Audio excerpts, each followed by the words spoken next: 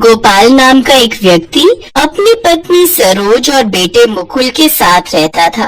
सरोज गोपाल की दूसरी पत्नी थी। उसकी पहली पत्नी बेटे मुकुल को जन्म देने के कुछ महीने बाद ही गुजर गई। फिर मुकुल के लालन पोषण के लिए गोपाल ने उससे दूसरी शादी कर ली।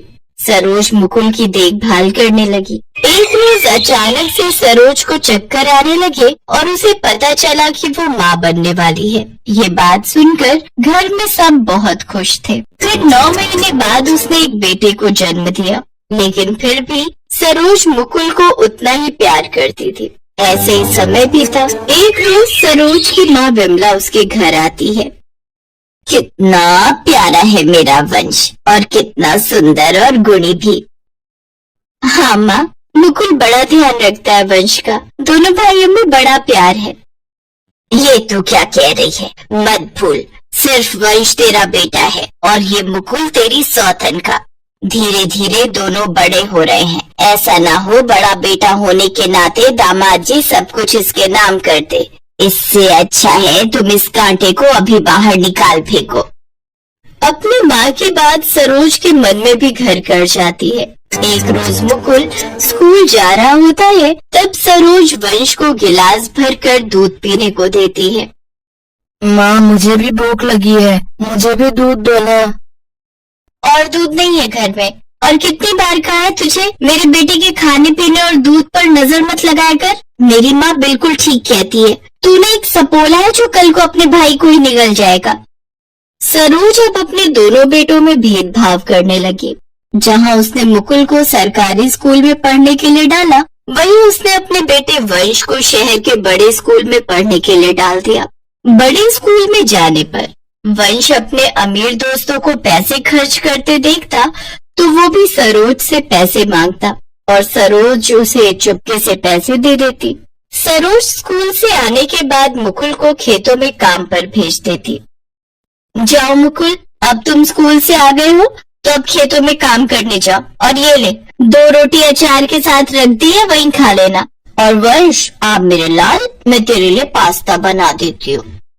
मुकुल रोता हुआ खेतों में चला गया और पेड़ के नीचे रोते हुए वो सूखी रोटी खाने लगा। फिर 10वीं के बाद ही उसने मुकुल की पढ़ाई छुड़वा दी। ऐसे ही समय बीता। दोनों बच्चे बड़े हो गए। अब सरोज ने मुकुल की शादी गांव की एक सीधी साधी लड़की आरती से करवा दी, जबकि वंश शहर की एक मॉडर्न लड़की को ब्याह कर ले आया। लेकिन शादी के बाद वो अपनी बहू से कुछ काम नहीं करवाती, उसे पार्लर और घूमने फिरने भेज देती, जबकि आरती से घर के सारे काम लेती और मुकुल से खेतों के। साथ ही अपने बेटे वंश की जिद को दिन पर दिन पूरा करती गई और वो जितने पैसे मांगता उसे देती गई। धीरे धीरे सरोज और वंश ने मिलकर गोपाल को पूरी तरह मुकुल और आरती के खिलाफ कर दिया और उन्हें घर से निकलवा दिया।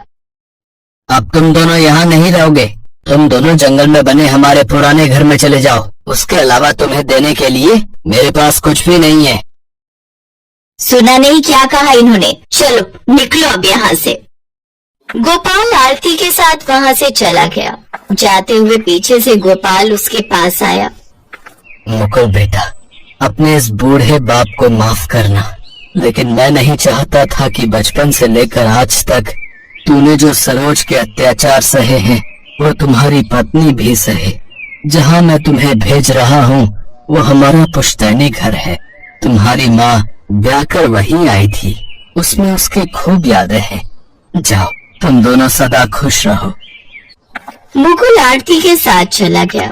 चलते चलते वो दोनों बहुत थक चुके थे। कुछ देर बाद शाम होने लगती है। फिर जंगल के बीचों बीच उन्हें एक झोपड़ी दिखाई पड़ती है।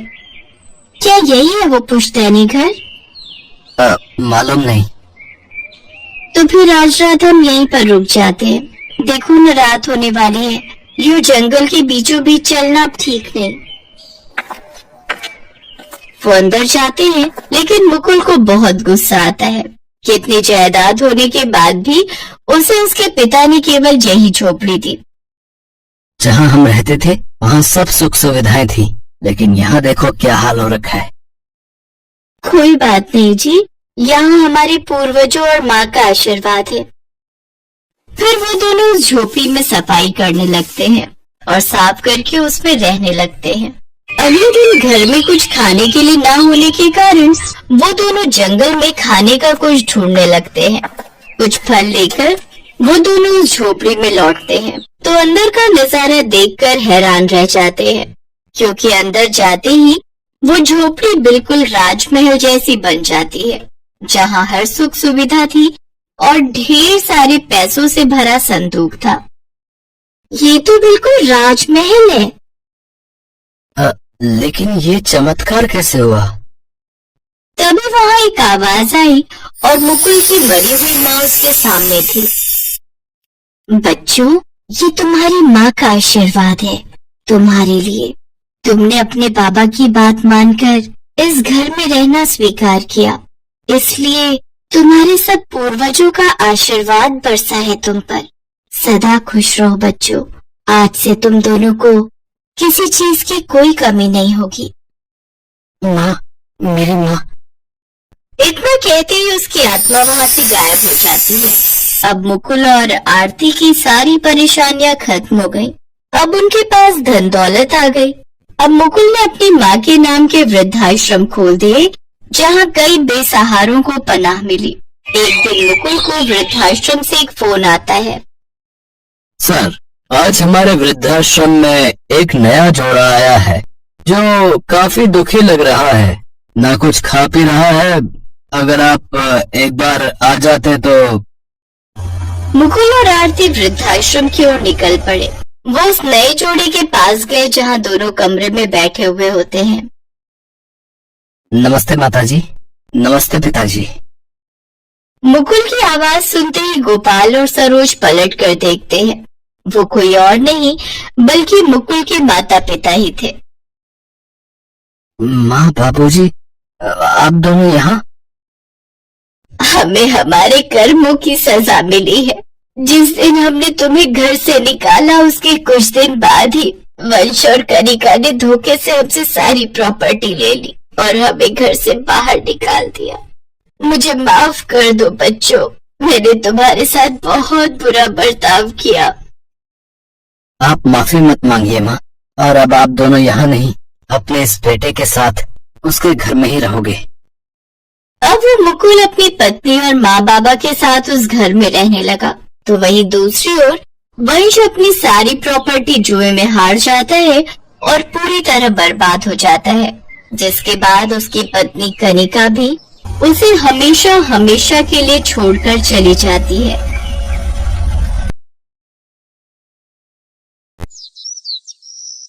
अंजलि बहुत दुखी है क्योंकि वो देख नहीं पाती है, वो अंधी है। अंजलि बचपन से ऐसी नहीं है, बचपन में वो देख सकती थी, लेकिन एक दिन उसके साथ एक हादसा हो गया। एक दिन स्कूल जाते समय रास्ते में गाड़ी ने अंजलि को जोर से धक्का मार दिया और अंजलि के सर के पीछे वाले हिस्से में चोट लग गई।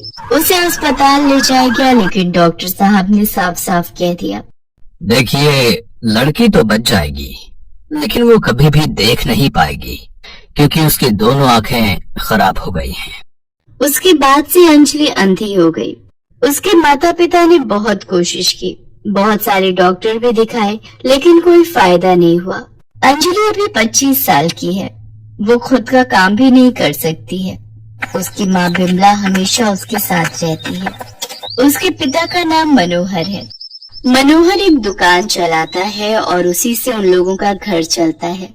मनोहर और बिमला को बस एक ही चिंता है, सुनिए जी, हमारी बेटी 25 साल की हो गई है, अब तो उसकी शादी करवानी ही पड़ेगी। हाँ बिमला, वो तो है, लेकिन एक अंधी लड़की से कौन शादी करेगा? उसके लिए हमें दहेज में बहुत सारे पैसे देने होंगे। हमारे पास एक वो दुकान ही तो है, उसे गिरवी रखना होगा। इस तरह बिमला और मनोहर अंजलि की शादी को लेकर आपस में बात कर रहे होते हैं कि अंजलि ये सब सुन लेती है।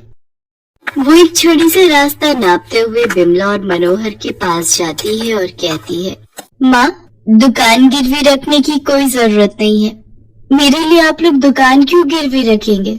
बेटी, हम तेरे माता पिता हैं, हम वही करेंगे जिसमें तेरा भला हो। तेरी शादी तो हम करवा के रहेंगे।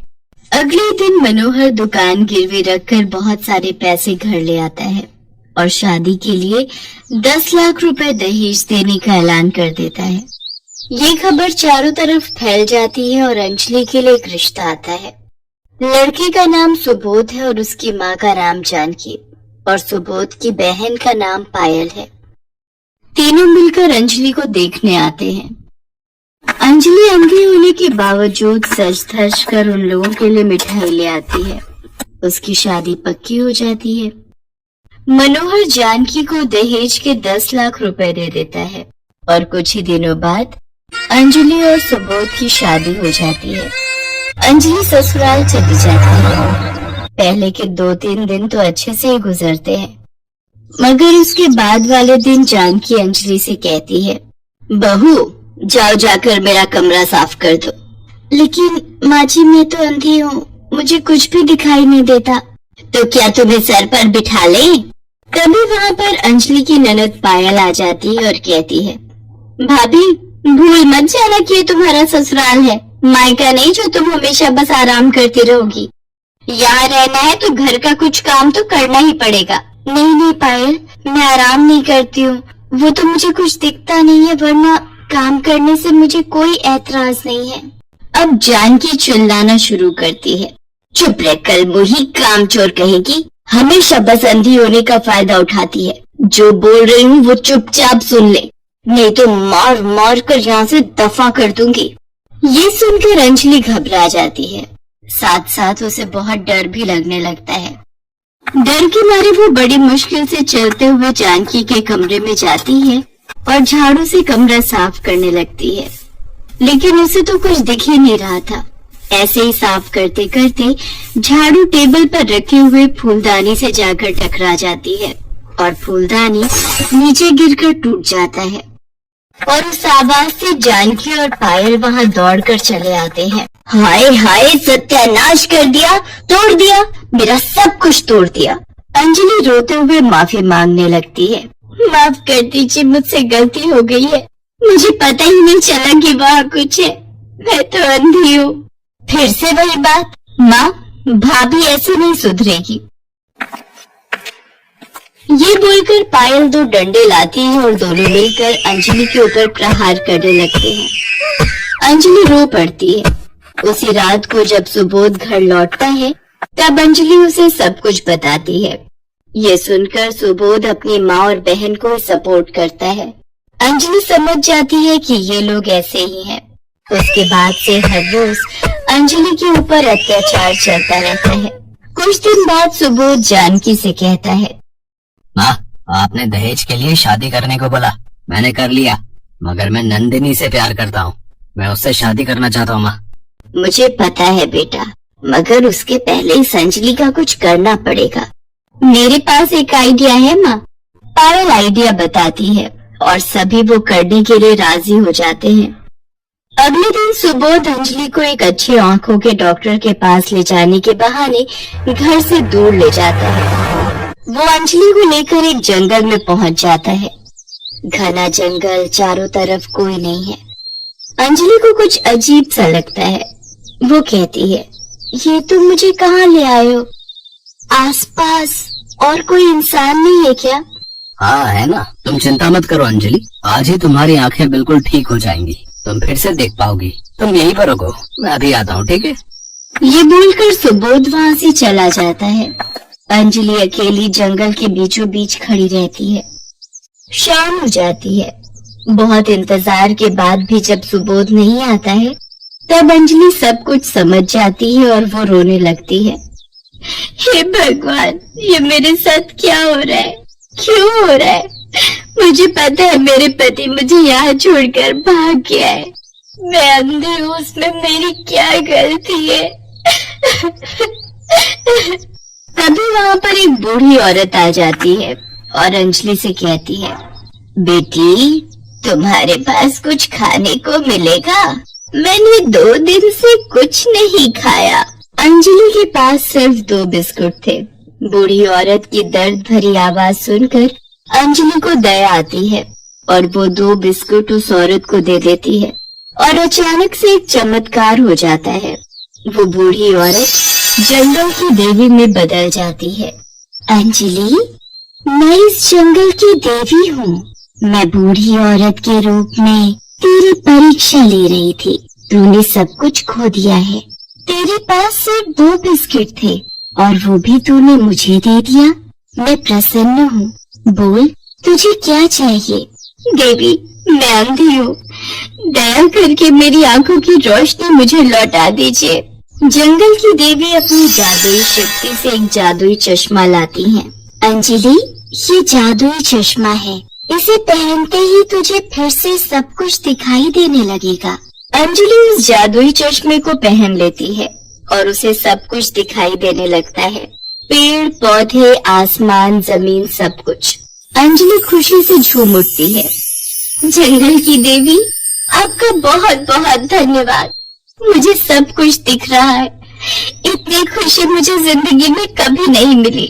अंजलि जंगल की देवी को धन्यवाद देकर वहाँ से चली जाती है। वो इधर उधर घूमकर अगले दिन सुबह ससुराल पहुँचती है, लेकिन वहाँ जाकर अंजलि देखती है कि सुबोध ने नंदिनी नाम की एक लड़की से शादी कर ली है।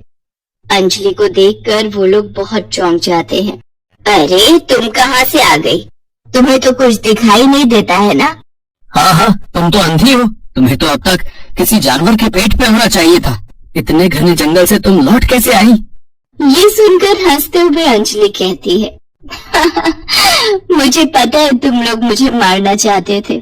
सिर्फ और सिर्फ दहेज के लिए तुम लोगों ने मुझे इस घर की बहू बनाया, लेकिन अब मैं सब कुछ देख सकती हूँ।